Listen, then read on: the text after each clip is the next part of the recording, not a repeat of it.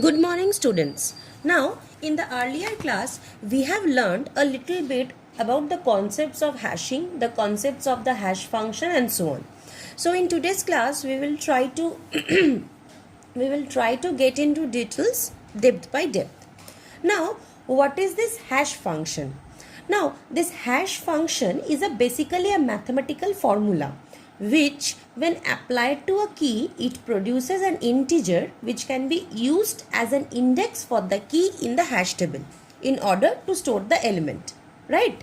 So, the main aim of this hash function is that the elements should be relatively and randomly and uniformly distributed.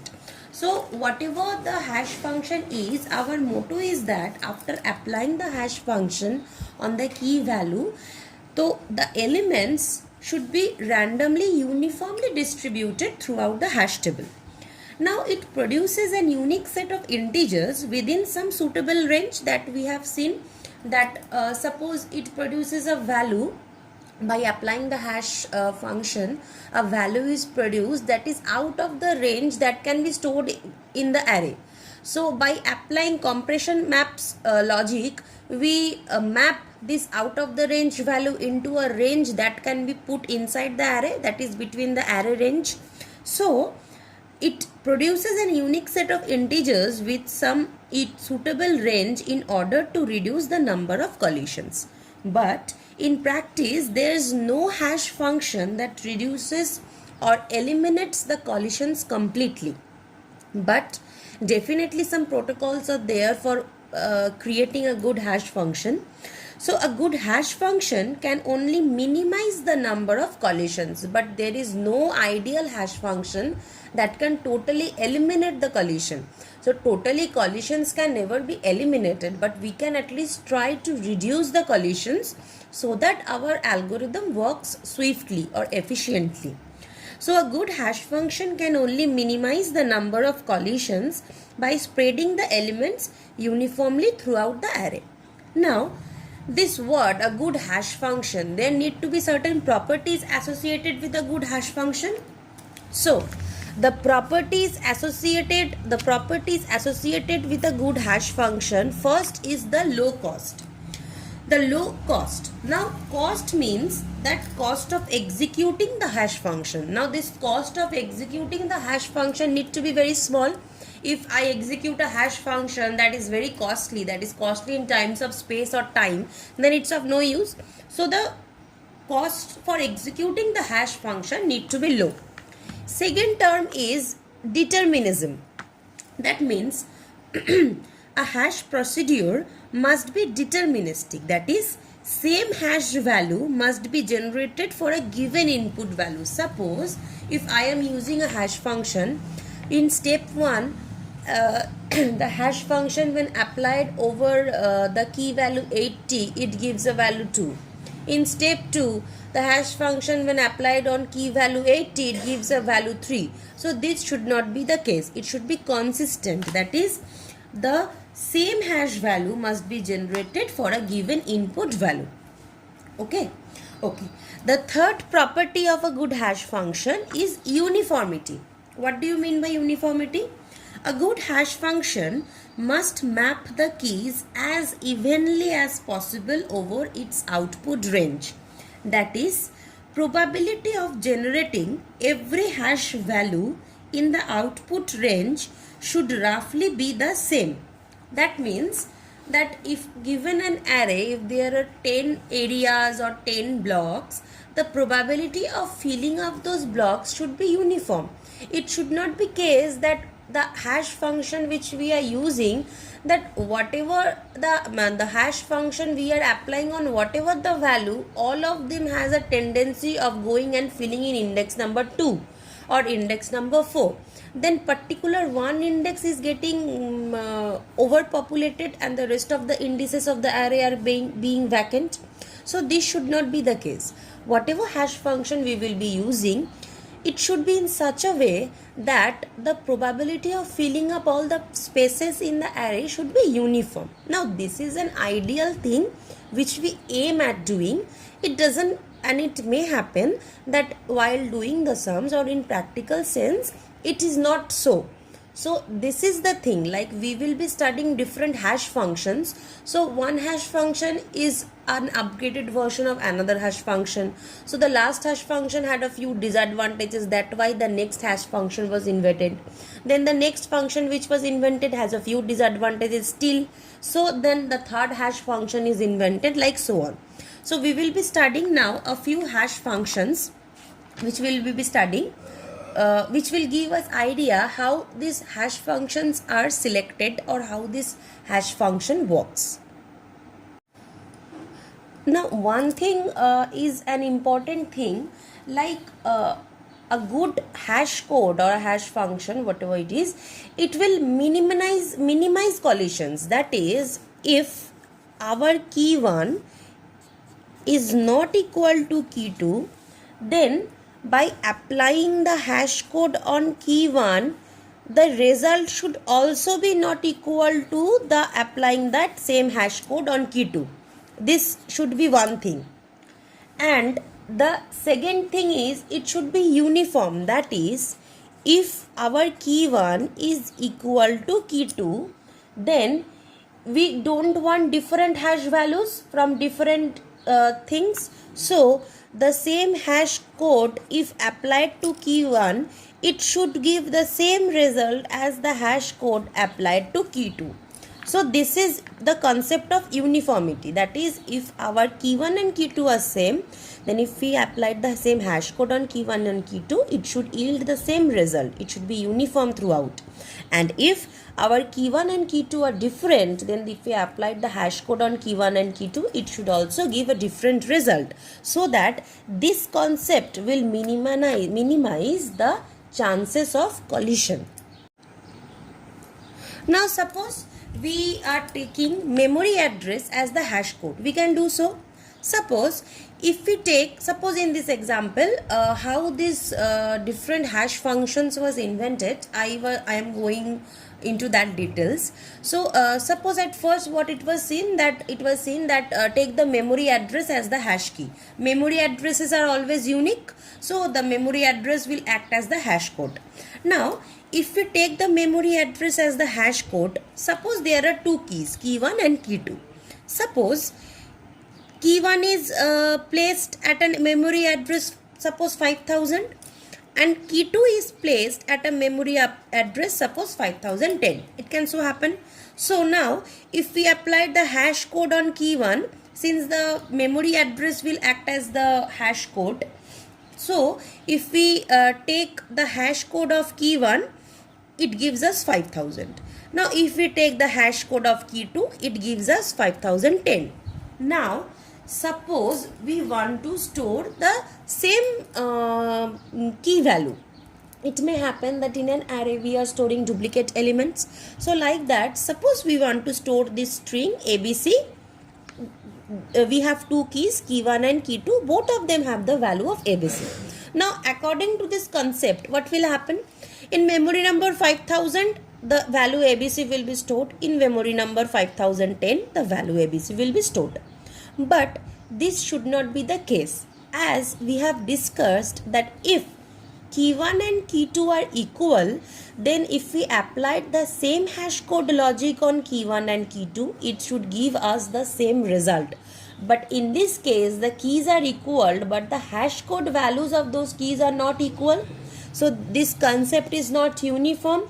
So this concept is not preferred. Next comes the concept of integer cast.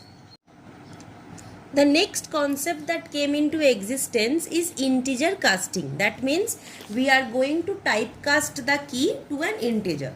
Suppose there is a value of x where the value is 3.4. We will typecast is to an integer value 3. Now for data types with double float, we are going to encounter loss of data because 3.4 had some significance, but due to this typecasting into integer format, only 3 will be there. So for data types where float or double float are being used, we are going to encounter certain loss of data. Definitely there will be a loss of data. And also another problem is that suppose For values of keys 3.4, 3.2, 3.3, these are all different and unique values, but all of them will comply to be saved in value 3 only, because 3.4, if we typecast it to integer, it will be 3, this will also be 3, this will also be 3. So all of these are going to map to the same location 3, which is not desirable, because all these had unique values of 0.4, 0.2 and 0.3. But so loss of data accuracy and lot of collisions will occur, so this process was not preferred. Next came the concept of component sum. Next comes the concept of component sum. Now with integer cost, we have seen that if there is any data larger in value than the integer, that then there will be some loss of data, there will be some collision, and there will be some loss of data will happen. So here what we do is component sum is we partition the bits of the key into fixed length components. Suppose our hash key is 64 bits like here.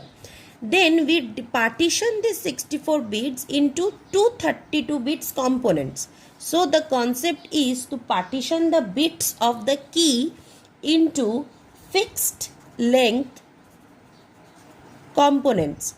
So when we add this 32-bit component, it will yield a 32-bit hash code. So this large thing is compressed and converted to a smaller thing, which will be easy for us to use, and in doing so we will have to definitely ignore the overflow. So in component sum, what is the concept? Given a 64-bit key, we will partition that bits of the key into two fixed length components. So 64 divided by 2 is 32. So 32 will be two fixed length components. If it is 32, then 16 bits, like so on. If it is 16, then 8 bits, like so on, into two fixed length components, and we will be joining these components, adding these components to yield a hash code which is also of 32 bits. Now suppose that I am using this concept for string. Suppose our key is post. This can be a what? Suppose post is our key. Now we will not directly be able to typecast post to integer because this is a string value. So we are going to divide this post into 4 32-bit segments.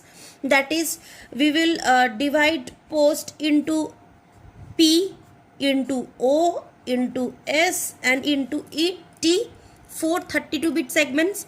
Now P can never be directly typecasted to an integer value because first we will need to find, we all know that for handling strings, the computer deals with the ASCII values of strings for storing that, because when we press the words from the keyboard, the word are not going through the computers and getting typed in the Microsoft document.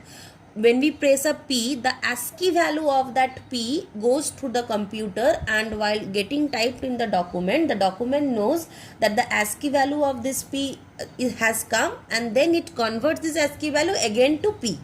So in order to save the post, in order to do this, we are going to divide this thing into 4 32-bit segments. Now we will add this up. So we will add the ASCII value of P, ASCII value of O, ASCII value of S and ASCII value of T. Now suppose these are all the respective ASCII values of P, O, S and T. So by adding this all up, we get the value of 454. Now suppose we have named this, we have stored this 454 value in a variable X. So what does we get?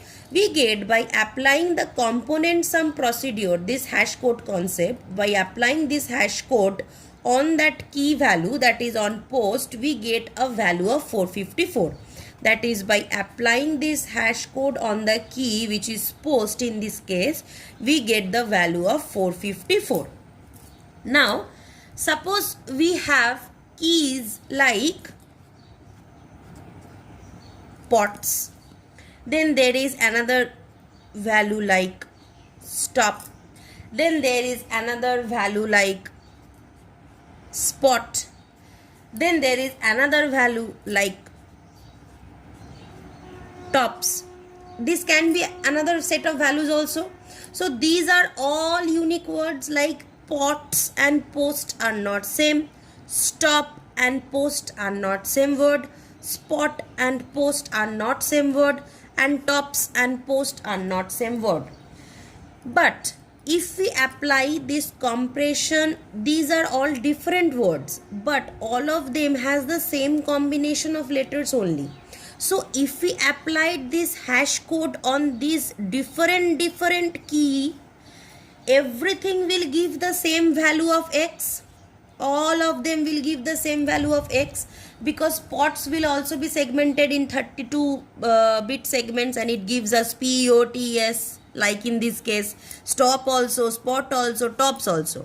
So these all words and meanings, all of these are different, but still if we applied the component sum logic on this different words, all of them will give the same x, but actually it should be different. So a lot of collision will occur.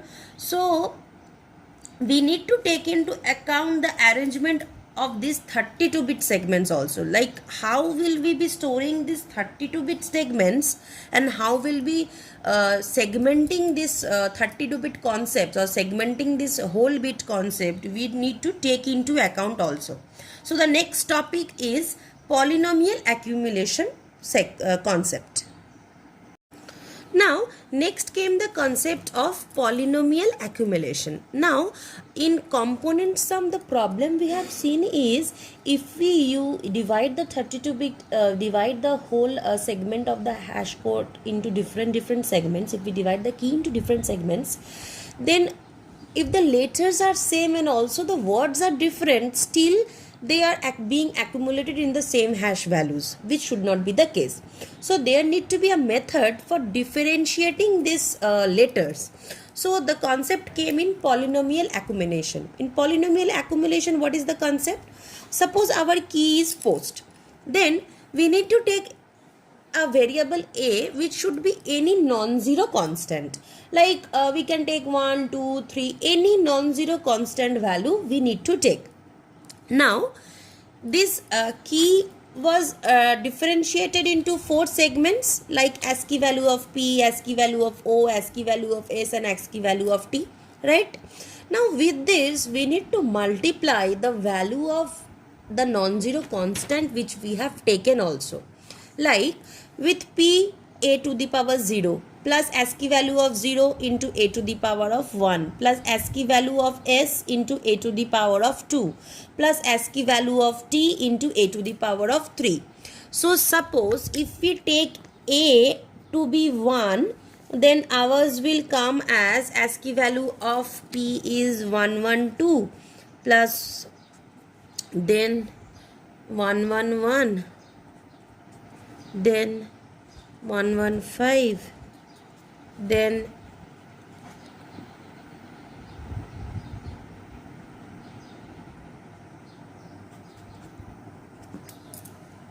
right. Now suppose we take a as 2, because 1 will give the same result only. So we take this, right?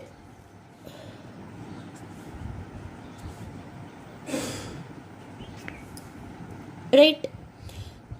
Now if this will give some result, right?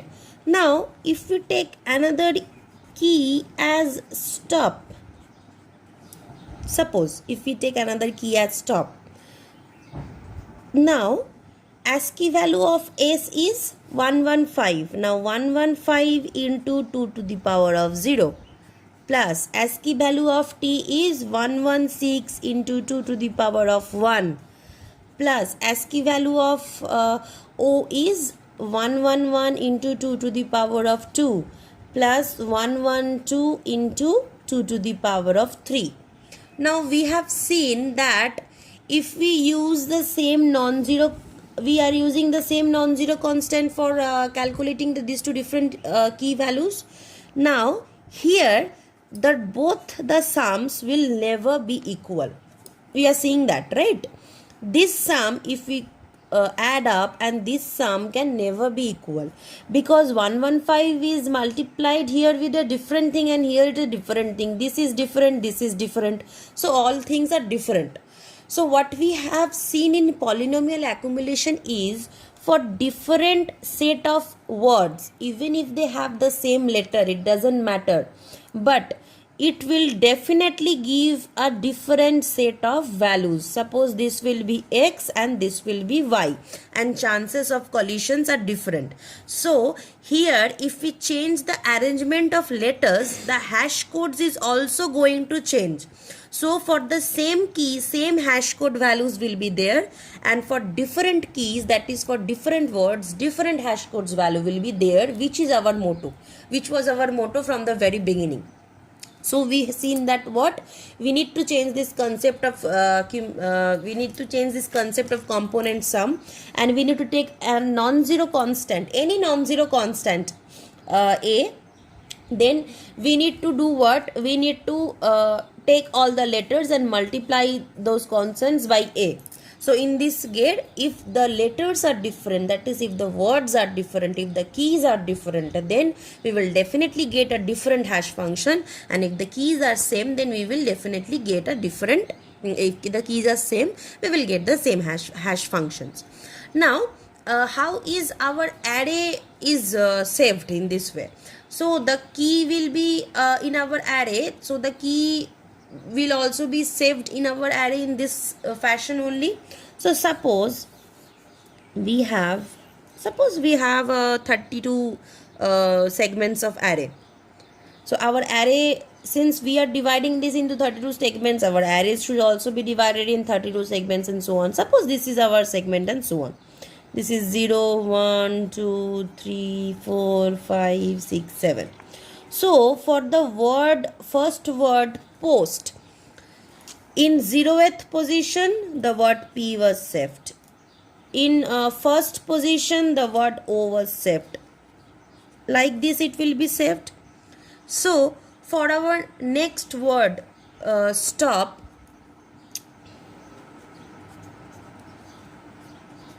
like this will be saved. So no two letters are same, so the hash code values should also be same, different, right? And one thing more, that when we save the words in the array, the letters are not being saved in the array, the ASCII values of the particular letters are saved in the array. So here 112 will be saved, here 111 will be saved, here 115 will be saved, and so on. For your understanding purpose, I wrote this term POST, but in actual scenario, the strings are never saved, because strings are not dealt in computers. It is converted to ASCII values, and the ASCII values are saved here. So in any of the cases, the ASCII value of P and S are not same. So when we are using post, it will have a different scenario. When we are using stop, it will have a different scenario. So this is all about polynomial accumulation concept.